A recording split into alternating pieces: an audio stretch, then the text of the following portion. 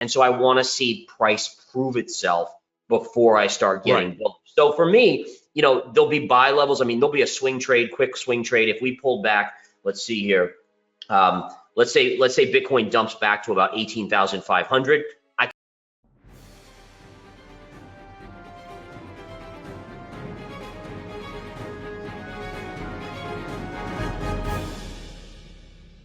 Even though Bitcoin has been going up lately, the sentiment is still that it will go lower this year. Gareth Soloway from InTheMoneyStocks.com and VerifiedInvesting.com already did a couple of interviews on levels you need to watch to know if we're still going lower or if the bull run we all want is finally starting. And we uploaded a video like that 2 days ago that you may want to watch later. Yet, in this video, he will explain his outlook on how to catch some quick bounces and make money with Bitcoin either way. So pay close attention until the end and take notes if you want to know where these quick trading opportunities will happen. These 10 minutes will be worth it, we promise. So one of the things to note on Bitcoin is that you had this trend line that started right at the FTX high. And I call this the FTX high just because right here is where the decline began when FTX began to be uncovered as a fraud, right? So what I was following was this trend line here, and then this one to the downslope, right? And once we broke above it,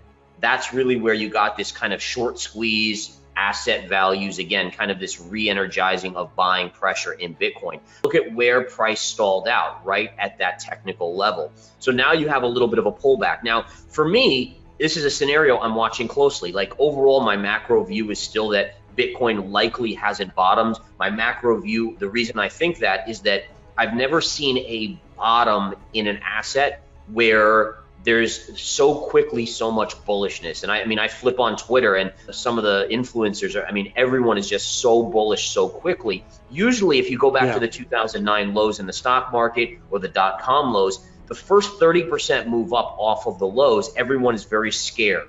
And you're not seeing that just yet. At least to me, I'm not seeing that panic. And so, I mean, there are things like that. The other thing that bothers me about Bitcoin potentially being already at a bottom and why I think it's not is that the Fed stopped printing money and they're actually sucking money out of the system. Every previous bear market in Bitcoin saw an 80 to 85% decline with stimulus, with low interest rates, right? Since 2009, the Fed was always doing QE. So it's hard for me to get my brain around how the Fed could stop QE, suck money out of the system, yet somehow the bear market in Bitcoin would be less than previous bear markets. People are getting excited with this pump in BTC. But is it the moment to celebrate? These are the levels you should look after, according to Gareth. If you zoom out on this chart, this is the bounce everyone's getting excited about. Now, if it was all the way up here, yes, at that point there's a break in trend, but we still haven't had a major break in trend yet. And so I want to see price prove itself before I start getting bullish. So for me, there'll be buy levels. I mean, there'll be a swing trade, quick swing trade. If we pull back, let's see here. Let's say Bitcoin dumps back to about 18,500. I could play that for a quick bounce. Then you have this level here and eventually double bottom. These are just quick little trading opportunities. But ultimately, my guess is eventually we do go down and make new lows. But that's not all. Gareth also recommends paying attention to this pattern to help you decide what to do. Check this out. Just like you said before, you have to be ready to pivot. And so one of the things a good trader is doing is watching what type of pattern formation is created off of this. So for instance, I'm keeping a very close eye on whether or not, and let me put this in here, parallel channel, right? Like, is this the beginning of bullish consolidation? Like if we stay inside of this consolidation, let's say for another week or two, then honestly, I would agree with you. Then that's the chart telling you it's going to go higher. And so yes, right now I'm into saying, okay, we don't have a bull flag yet, so we could pull back, but that may change. And I may say, okay, time to hop long here for a move up to, next resistance would be 22.5. Then the big one is going to be around 25,000. So now you know what levels to look for to grab quick profits. Not only that, but if you have been paying attention, you also know the signs and patterns if Bitcoin is about to break the resistance. But it's essential to know that Gareth still believes Bitcoin is going to the 9,000 or 10,000 prices in 2023, And this is why. So that comes the 9 to 10K target comes from my thought of comparing FTX to the Lehman Brothers collapse. A lot of similarities. One was a bank, one was an exchange, but they both house money. And we saw that in 2008 when Lehman Brothers collapsed.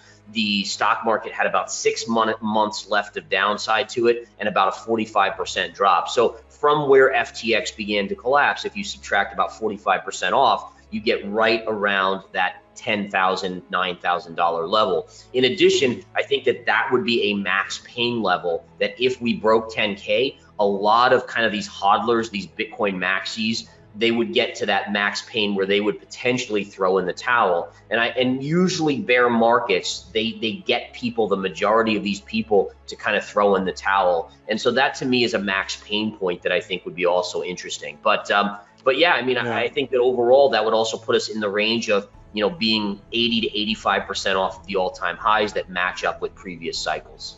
Number one, here's your 12 to 13,000 level, which is absolutely a big level right here, right? So this area right in here is absolutely, I agree. That's going to be a big support area. So if we get down there, I would expect a significant bounce.